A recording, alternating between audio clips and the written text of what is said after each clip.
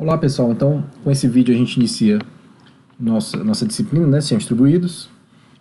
E aí em particular esse conteúdo você pode encontrar no capítulo 1 do nosso livro texto, né, o livro lá do Colores que eu comentei em sala de aula. Tá bom? Então é um conteúdo inicial, né, que trata sobre conceitos, tendências, desafios. Vou dividir esse vídeo em duas partes, né, para não ficar muito longo. Mas ambos os vídeos vão tratar aí do primeiro capítulo. Bom, como a gente combinou em sala de aula, a gente vai deixar sempre algumas atividades para você fazer aqui durante o vídeo, mas que vão ser assim, registradas mesmo na sala, utilizando aquele nosso sisteminha lá do aula ativa, tá bom? Então a primeira atividade que eu deixo para você é essa leitura aí, você faz a leitura, em seguida você resolve a questãozinha, baseado na leitura, tá bom? Aí lá na sala de aula a gente faz mesmo lá no aula ativa. E aí, esse material você já tem em mãos, né? Então, se preferir ler no próprio slide, ao invés de ler no vídeo, melhor, né? Bom, então vamos lá. Então, tratando aí especificamente do conteúdo, depois dessa leitura, vamos primeiro dar uma introdução sobre o conceito de sistemas distribuídos, né? Para depois a gente avançar no conteúdo e falar de outras coisas. Bom, de uma maneira geral, uma definição que funciona bem para a gente seria essa. Um sistema distribuído é uma coleção aí de softwares e hardware, né? Localizados em uma rede de computadores, que coordenam suas ações através de troca de mensagens. Então, esse elemento de troca de mensagem é fundamental para caracterizar um sistema distribuído. Tá certo? Então, você vai ter software localizado em diferentes processadores, diferentes computadores, mas o importante é que eles, através de uma rede de computadores, consigam trocar a mensagem, trocar dados. Bom, a principal motivação para construir sistemas distribuídos diz respeito ao compartilhamento de recursos, sejam esses recursos de hardware ou sejam esses recursos de software, né? Então, compartilhamento de hardware é possível, a gente vai ver um pouquinho mais na frente, falar melhor sobre isso. Compartilhamento de software também, né? Então, quando a gente troca, quando você cria um sistema, uma aplicação para trocar mensagens, você tá compartilhando texto, né, por exemplo, ou então compartilhamento de objetos, de bancos de dados, de arquivos, por exemplo. Então, tudo isso motiva a criação de sistemas distribuídos. Pronto, características. Bom, separei aqui algumas características, você vai poder também acompanhar lá se estiver lendo o livro, o capítulo, né? Primeira característica, talvez uma das mais importantes, é essa. No sistema distribuído, ocorre a execução concorrente de processos. Ou seja, dando aqui alguns exemplos, né? Num website, por exemplo, você tem cliente e servidor que funcionam ali, digamos, ao mesmo tempo. Um cliente, ao acessar o servidor, você visualiza aí dois processos, né, que são duas aplicações que são diferentes, mas que rodam ao mesmo tempo e funcionam ali de uma maneira conjunta. Num cenário de computação de alto desempenho, é um cenário, talvez, né, a gente encontre mais no ambiente de universidade, algumas empresas também, mas é um cenário em que você tem diversos computadores que trabalham juntos para resolver algum tipo de problema. Em geral, esse problema requer um alto poder computacional, daí a razão de você unir diversos processadores para fazer isso. Então, um exemplo disso, a gente vai discutir melhor na sala de aula, imagina uma situação em que você tem um mapa de altíssima definição e você quer fazer avaliações em cima desse mapa, por exemplo, se há um incêndio, né? Então, uma solução, digamos assim, imediata seria varrer o mapa inteiro na busca de um padrão de incêndio. Claro que a gente foge um pouco do nosso escopo discutir o que seria um padrão de um incêndio, de um fogo, né? Mas você imagina que existem algoritmos que conseguem pegar uma imagem e identificar padrões. Então você vai pegar um algoritmo desse, que consegue identificar um padrão de um incêndio, e varrer o mapa. Mas imagina que assim, o mapa ele tem uma definição muito alta, tem resolução muito alta. Então uma maneira de você utilizar a computação de alto desempenho para resolver esse problema é de repente dividir o mapa em pedaços, entregar cada pedaço desse para um processador, e cada processador analisa somente seu pedaço, sua parte, né? No momento em que esses processadores estão trabalhando ao mesmo tempo, você consegue ganhar desempenho aí nisso, né? Então, nesse caso, você tem uma execução clara de processos concorrentes.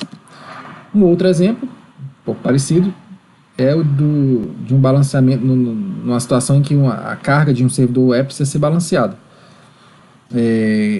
Então, você tem diversos sites, diversas aplicações hoje que são usadas por milhões de pessoas, até bilhões, né? E numa situação como essa, obviamente, um só servidor não daria conta. Então, você tem aí um mecanismo de balanceamento em que diversos servidores trabalham para que clientes consigam acessar esse site, e há um mecanismo de balanceamento de maneira que nenhum servidor fique sobrecarregado. Então, nessa situação também você tem claramente uma execução concorrente de processos. Bom, vou deixar uma questãozinha para você fazer, né? Então, lê a questão, resolve a questão, em seguida a gente faz na sala de aula, tá bom? Outras características. Num sistema distribuído, você vai ter mais pontos de falha do que você teria numa aplicação simples, né? Que não envolva comunicação. E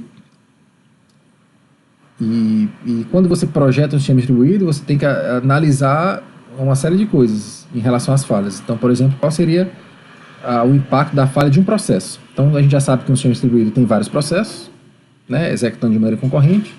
Então, se um deles falhar, então, claro que isso vai depender de sistema para sistema. Mas quando você está projetando o seu, você tem que pensar nisso, né? Então, qual é o impacto dessa falha no sistema como um todo? Como identificar que um processo falhou? Também é outra coisa que você tem que saber resolver, né? Então, se o processo falha, como é que a gente consegue identificar isso aí? Como solucionar eventuais problemas? Né? Então, de repente, um processo falhou, como é que, de certa forma, eu consigo fazer meu sistema continuar funcionando mesmo com esse processo falhando? Então, tem diversas situações. Claro, né? Cada sistema é um sistema, então cada solução é uma solução diferente uma da outra, mas esse tipo de coisa precisa ser analisada também. Então, por exemplo, num sistema um servidor web, né, aquele que eu falei agora há pouco, que tem a carga balanceada, se um dos servidores falhar, então a maneira de identificar isso é, de repente, você ficar testando os servidores de tempos em tempos, né, para verificar isso, e se de repente um falhar, a carga não é mais direcionada para ele, né? Então, você sobrecarrega um pouco os outros, mas o sistema continua funcionando. Quer dizer, o balanceador de carga ele vai agora trabalhar só com os que estão funcionando e não mais com esse que falhou. Tá bom? Então, parecido com essa análise que eu fiz agora do balanceamento de carga, você pode fazer uma análise parecida em relação àquele exemplo do mapa que eu falei, do mapa digital, né? Então, responda essas perguntas lá em relação ao mapa e a gente faz na sala de aula. Bom, características. Na parte que diz respeito à sincronização, você tem o seguinte problema, a seguinte questão. Como é que se faria? Imagina que cada computador tem o seu próprio relógio, né, o seu relógio interno. E como é que se faria para sincronizar os relógios dos computadores? Ou seja, como é que se faria para fazer com que os relógios fiquem exatamente iguais? Quando eu digo exatamente iguais, eu digo até nos milissegundos mesmo, né, até no menor unidade de tempo, eles precisam ser exatamente iguais. Na verdade, você pode pensar em algumas técnicas. Por exemplo, um computador, para sincronizar com o outro, ele pode mandar seu relógio naquele momento para o outro. Na hora que o outro recebe esse relógio, ele vai lá e atualiza o seu computador. Veja que o seu relógio, né? Veja que essa técnica não é muito, se você pensar, não é muito precisa, porque na hora que eu mando um computador manda um relógio para o outro, o seu tempo exato, né? Na hora que chega no outro, já está desatualizado, né? Por mais rápida que seja a rede, por mais que a demora seja na casa de milissegundos, o computador, esse tempo já chega do outro computador de forma desatualizada. Então, realmente é bem difícil. É bem difícil você ter um mesmo relógio, todos os computadores marcando exatamente o mesmo relógio, né? mesma hora, digamos assim, no mesmo milissegundo, né? Então, uma das características dos sistemas distribuídos é essa. Você não tem exatamente um relógio com o mesmo, não tem como, né? Todos os computadores têm exatamente o mesmo relógio no mesmo momento, né? Bom, então em relação a essas características que a gente acabou discutindo, você resolve essa questãozinha, lê, né, com atenção e cuidado, responde e em seguida na sala de aula a gente resolve. Outra questãozinha para você, né? Essa já diz respeito a um assunto que a gente vai tratar agora, em que eu peço para você relacionar alguns exemplos de sistemas distribuídos. Então, anota aí no que você lembra, né, do comércio, entretenimento, saúde, educação, transporte, meio ambiente. O que é que você lembra aí de sistemas distribuídos nesses cenários? Isso aí vai ser uma questão aberta que você vai digitar lá no aula ativa na sala de aula. Bom, relacionado com a questão anterior, coloco aqui alguns exemplos de sistemas distribuídos, né? São sistemas que a gente utiliza no nosso dia a dia, né? Então, por exemplo, no comércio e finanças, Você tem lojas virtuais, né, americanas, por exemplo, PayPal, bancos. No entretenimento, jogos online. Na saúde, software de prontuário digital. Prontuário digital é aquele que o médico registra, né, a situação do paciente, né, durante a consulta. Na educação, você tem as ferramentas de educação à distância, os ambientes de aprendizado virtuais, né, então são exemplos são distribuídos na educação. Transporte, os mapas digitais colaborativos, né, o Waze, por exemplo, é um grande exemplo na área de transporte. Na ciência, computação em grade, computação de alto desempenho, né, quer dizer, um modelo de computação que permite a comunicação mais eficiente. No meio ambiente, você tem as redes de sensores, né, por exemplo, sensores que você distribui em determinado ambiente, por exemplo, no oceano ou numa floresta, para coletar dados sobre aquele ambiente, né? Então são exemplos que são distribuídos. A sociedade e as redes sociais, né, são talvez o principal exemplo de sistema distribuído dentro desse aspecto aí de relações sociais, né? Bom, então sobre aplicações, deixei mais uma questãozinha aí para você pensar a respeito. Você marca aí a resposta e a gente resolve na sala de aula. Bom, então vamos lá. Tendências. Sistemas distribuídos há uma década atrás, talvez mais, você tinha um cenário. Hoje em dia, 1 ou 2 décadas depois, você já tem outro cenário. Então, hoje em dia, o sistema distribuído não é só aquela aplicação desktop que se comunica com um banco de dados remoto. Então, o sistema distribuído hoje em dia tem um cenário ainda um pouco mais complexo, uma vez que a gente está presenciando aí a chegada de diversos tipos de dispositivos, né? Então, dispositivos de computação móvel, por exemplo, né, os dispositivos móveis, que estão aí há uma década só com a gente, já fizeram uma grande revolução na área de sistemas distribuídos, né? Então, a computação móvel tem a ver com processadores que não estão presos a algum lugar, né? Então, grosso modo, seria isso. Então, dispositivos tais como smartphones, os próprios notebooks, os laptops, né? Os tablets são exemplos mais clássicos aí de equipamentos de computação móvel.